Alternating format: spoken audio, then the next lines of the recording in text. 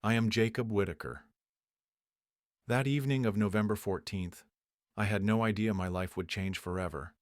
As a humble deacon at Grace Fellowship Church and the owner of the small bookstore Everlasting Light, I had spent 25 years serving the community, helping people find the right books to strengthen their faith. That night started like any other. The golden glow of the sunset poured through the window as I placed the last Bible back on the shelf. I had just finished a conversation with Ethan, a young believer exploring the concept of grace. Ethan was a young man with eyes full of hope, but tinged with worry. He had come to my store a few weeks ago, saying he wanted a book to help him understand God better. I grew up in a family that didn't believe in God, Ethan shared, but after a car accident, I felt something bigger was calling me. I remember telling him, "You don't have to earn his love. You just need to receive what has already been given." These words brought Ethan to tears. He admitted that guilt from his past had made it hard for him to accept grace. I gave him the first Bible he had ever owned, and from then on, Ethan became a regular visitor to the store. His story reminded me that God's grace works even in the most wounded hearts. I closed the store early, feeling an unusual stillness in the air. When I got home, I sat in my familiar armchair, opened my Bible to Psalm 91, and prayed for wisdom. But I didn't realize that the batteries in my carbon monoxide detector had failed, and the invisible gas was quietly filling the room. The Bible slipped from my hands as my vision blurred. The last verse I read was, "He will cover you with his feathers, and under his wings you will find refuge." As I was no longer in my living room, I stood in a strange space where light wasn't just light but a living stream, like a sun in the midst of night, radiant but not blinding, warm but not scorching. The light surrounded me like silken threads, soft yet strong, interwoven with a darkness that wasn't threatening but whispered gently, merging into a timeless symphony. The air there had a peculiar quality, as if each breath carried life and meaning. I heard a sound, not earthly music, but an unseen harmony, a resonance like millions of prayers woven together, each note a praise. Every sound touched my soul, making me feel unbound by the limits of my body. Then I heard a voice, gentle yet commanding. "Jacob." I turned to see a radiant being standing before me. The light emanating from it wasn't just bright, but radiated peace deep into the recesses of my soul. Each ray of light seemed to carry a reminder that I was not alone, that I was unconditionally loved. "Your time of preparation is complete. You have been chosen to witness what is to come. Are you willing?" As I hesitated, a flood of questions surged through my mind. Was I capable of fulfilling this task?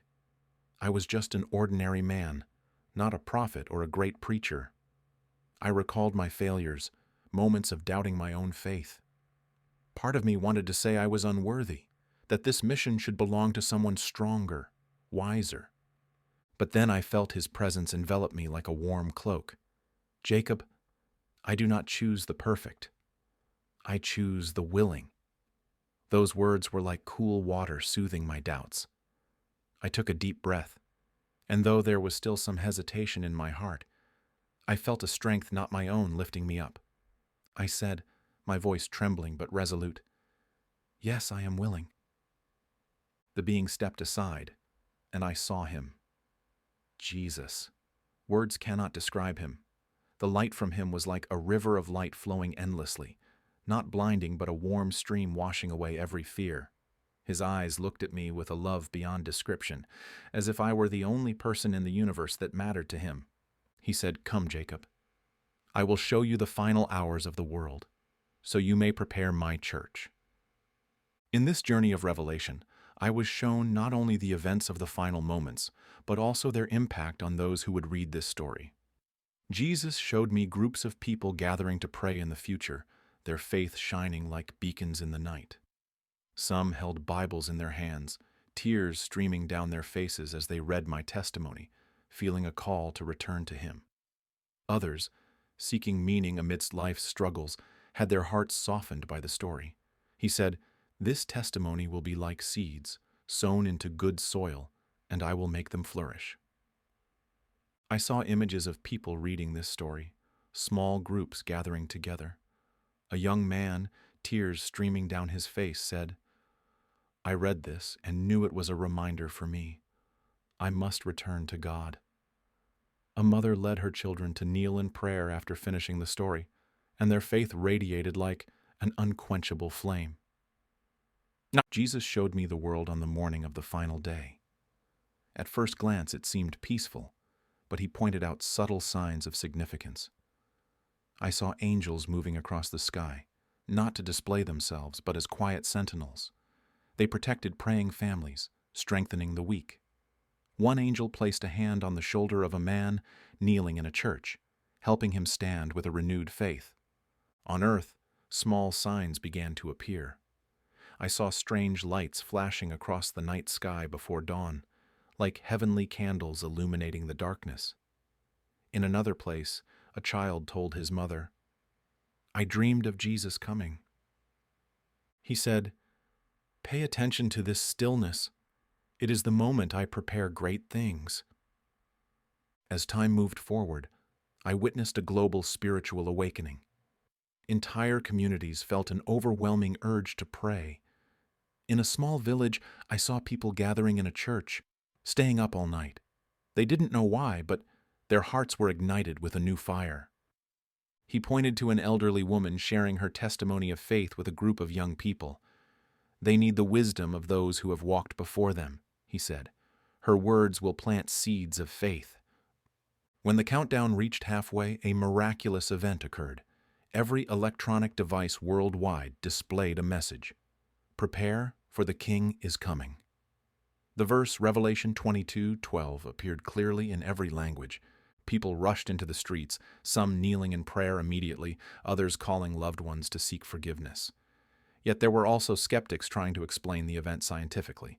He said, "This message is a final grace. Those who hear and respond will be saved." The sky began to change. A brilliant light, not from the sun but from Jesus' glory, appeared. I saw those who believed in him stand with overflowing joy, their light spreading like eternal lamps in the darkness. But for those who rejected him, the light brought deep fear. He said, "This light is the forewarning. What follows will forever alter human history." Jesus looked at me and gave these final words: "Live as though I am returning today, but plan as though I am coming in a generation. Beware of deception. My people must hold fast to my word. Encourage one another. Your faith will become a lamp to guide others. Do not seek to escape, but become a light in the darkness. Everything you need is already in your hands. Use it. Prioritize your relationship with me. It is your greatest protection. Trust in my timing. I am not delayed, but patient." When I returned, the concerned eyes of paramedics met mine, but I knew the real change was not just in my physical state, but in my soul. From that day forward, I began to share my story with anyone willing to listen. At first, some were skeptical, questioning whether I had truly seen Jesus, but I did not let their doubt deter me. Instead, I shared the story with sincerity. I witnessed transformations before my very eyes, strangers weeping during prayer, groups of believers coming together with renewed determination to revive their faith. I recall visiting a small rural church. An elderly woman approached me and said, "Your testimony has restored my hope. I used to think God no longer heard my prayers." Her eyes shone, and I knew it was the result of the love Jesus wanted to spread.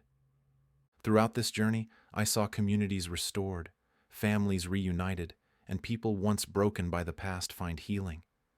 I realized this story was not just about me, but a call to all of us, to live with trust and hope that God is at work even when we cannot see it. Since that night, I have devoted my life to sharing what I saw. Some believe, others do not. But I know the seeds I have sown will bear fruit in His time.